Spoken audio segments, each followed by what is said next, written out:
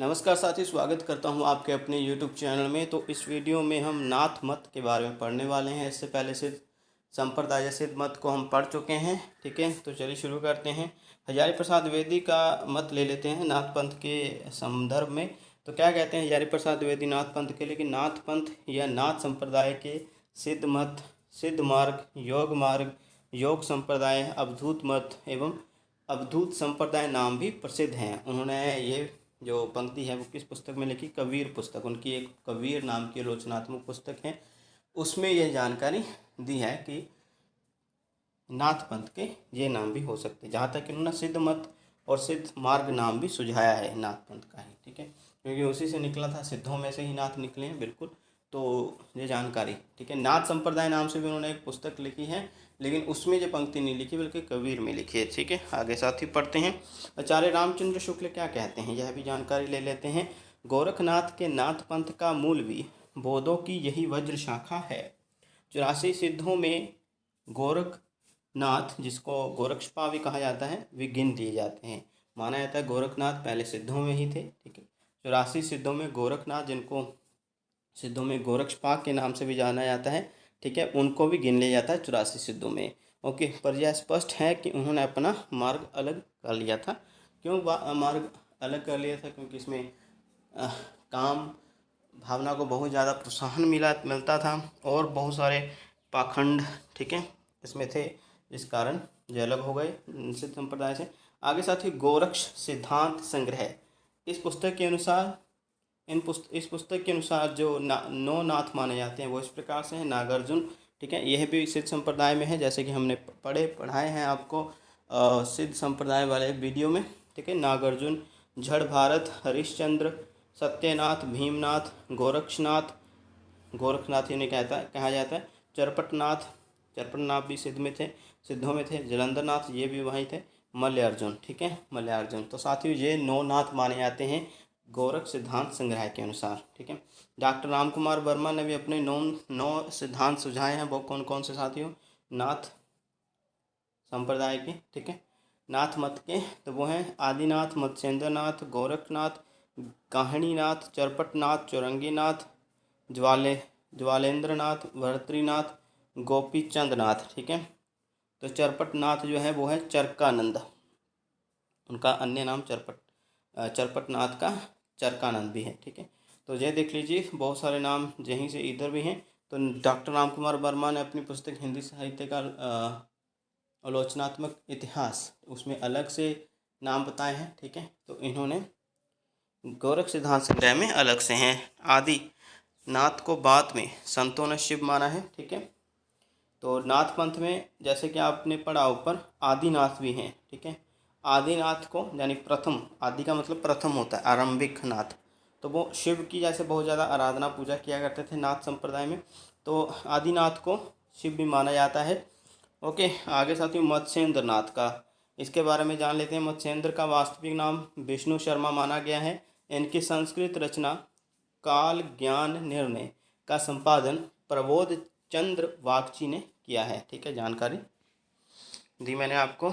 तो गोरखनाथ के जन्म के संबंध में जान लेते हैं, लेकिन उनके गुरु के बारे में जान लेते हैं। गोरखनाथ मत्स्येंद्र नाथ के शिष्य थे। क्या थे? गोरखनाथ मत्स्येंद्र नाथ के शिष्य थे, जिनको मत्स्येंद्र नाम से भी जाना जाता है। ठीक है, मत्स्येंद्र नाथ, आगे मत्स्येंद्र लिखा है यहाँ पर, मत्स्येंद्र नाथ का अन्य नाम मत्स्येंद्र नाम भी है। ठीक है, तो इनके जन्म को लेकर बहुत सारे विवाद है। राहुल सांकृत्यायन मानते हैं गोरखनाथ का जन्म 845 ईस्वी में हुआ। हजारी प्रसाद द्विवेदी कहते हैं गोरखनाथ का जन्म 9वीं शताब्दी में हुआ। मतलब ईस्वी सन ही बताते हैं, एक्यूरेट डेट नहीं पता है, महीना नहीं मालूम है। ठीक है, आगे पीताम्बर दत्त बर्थवाल, इनका जन्म 11वीं शताब्दी में हुआ। रामचंद्र शुक्ल, ठीक है, पीताम्बर दत्त बर्थवाल मानते हैं कि गोरखनाथ का जन्म 11वीं शताब्दी में हुआ। आगे रामचंद्र शुक्ल मानते हैं कि 13वीं शताब्दी में, और राम कुमार वर्मा भी रामचंद्र शुक्ल से सहमत है, ये भी मानते हैं कि 13वीं शताब्दी में हुआ गोरखनाथ का जन्म। तो स्क्रीनशॉट ले सकते हैं, कोई दिक्कत नहीं है। आगे साथियों चलते हैं। मिश्र बंधुओं ने इन्हें हिंदी का प्रथम गद्य लेखक कहा है। किसको कहा है? गोरखनाथ को। तो ये मस्ट इम्पोर्टेंट जानकारी जो अभी मैं आपको दे रहा हूँ, ये लिख लीजिए आप, ठीक है, भूलना नहीं है इसको। क्या है, मिश्र बंधुओं ने इन्हें हिंदी का प्रथम गद्य लेखक कहा है। आगे, डॉक्टर पीताम्बर दत्त बर्थवाल ने गोरख के 14 ग्रंथों को प्रमाणिक मानकर उनका संपादन गोरखवाणी नाम से किया। तो वो 14 ग्रंथ साथियों इस प्रकार से जानकारी दे रहा हूँ मैं। पहला है शब्द, फिर पद, शिष्य दर्शन, प्राण संकल्य, नरभय बोध, आगे आत्मबोध, अभय मात्रा योग, उसके उपरांत है 8वां हमारे पास 15 तिथि, सप्तवार, मच्छिंद्र, गोरख बोध। ठीक है, आगे है रोमावली, ज्ञान तिलक 12वां, और 13वां है ज्ञान 34वां, और 5वां है पंचमात्रा। तो जो पीताम्बर दत्त बर्थवाल ने बताया है 14 ग्रंथ इनके, ठीक है, वो आपके सामने रखें। आगे कुछ और जानकारी है गोरखनाथ नाथपंथ के संबंध में। इनके संस्कृत भाषा में लिखे ग्रंथ भी हैं। गोरखनाथ के कुछ संस्कृत भाषा में भी लिखे ग्रंथ मिलते हैं। वो हैं सिद्ध सिद्धांत पद्धति, विवेक मार्तन, शक्ति संगम तंत्र, निरंजन पुराण, वैराट पुराण, गोरख शतक, योग सिद्धांत पद्धति और योग चिंतामणि। आगे साथियों कुछ और जानकारी है। आचार्य हजारी प्रसाद वैदिक के अनुसार शंकराचार्य के बाद, साथियों ये बहुत महत्वपूर्ण उक्ति है। सभी वीडियो जितने भी हम आपको टॉपिक समझा रहे हैं वो प्रत्येक प्रश्न साथियों परीक्षा में पूछा जा चुका है, तो कुछ छोड़ना नहीं है। 100% पूछे जाने की गारंटी मैं देता हूँ। यहाँ से जब भी गोरखनाथ के बारे में पूछा जाएगा तो यहाँ से प्रश्न आएगा, ठीक है, पूरे वीडियो से। तो आचार्य हजारी प्रसाद वैदिक के अनुसार क्या है कथन, शंकराचार्य के बाद इतना प्रभावशाली और इतना महिमान्वित भारतवर्ष में दूसरा नहीं हुआ। भारतवर्ष के कोने कोने में उनके अनुयायी आज भी पाए जाते हैं। भक्ति आंदोलन के पूर्व सबसे शक्तिशाली धार्मिक आंदोलन गोरखनाथ का भक्ति मार्ग ही था। गोरखनाथ अपने युग के सबसे बड़े नेता थे। ओके, आगे बढ़ते साथियों। उन अन्य कुछ उल्लेख भी जो मिलते हैं वो इस प्रकार से हैं साथियों, वो देख लीजिए। चौरंगीनाथ गोरखनाथ के शिष्य माने जाते हैं। कौन? चौरंगीनाथ, याद रखिएगा। गोरखनाथ के गुरु कौन है, शिष्य कौन है, वो भी याद रखिएगा, ठीक है। जैसे कबीर के गुरु रामानंद, उनके शिष्य कबीर के गुरु रामानंद हैं, तो कबीर के शिष्य धर्मदास हैं, ठीक है। इसी तरह के इनके गुरु गोरखनाथ के गुरु मत्स्येंद्रनाथ है और उनके शिष्य चौरंगीनाथ है। साथियों यहीं से तो प्रश्न आते हैं, बाहर से कहाँ से आएंगे। कुछ लोग होते हैं यार बाहर से आ गए, बाहर से कुछ नहीं आता। आपने वो पढ़ा ही नहीं था इसलिए बहाना लगाते हैं परीक्षाओं से बाहर आकर वो बाहर से आ गया। आप खुद ही बाहर थे, इतने गहराई में पढ़ कर जाते हैं लोग, वो क्वालिफाई हो जाते हैं, आप नहीं हो पाते। तो मतलब गहराई से पढ़े भैया। चौरंगीनाथ गोरखनाथ के शिष्य थे। भक्तों में ये पूरन भगत नाम से प्रसिद्ध हुए। किस नाम से? पूरन भगत, ठीक है।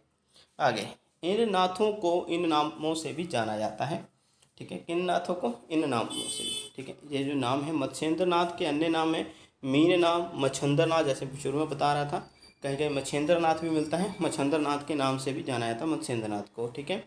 आगे चौथे बोधिसत्व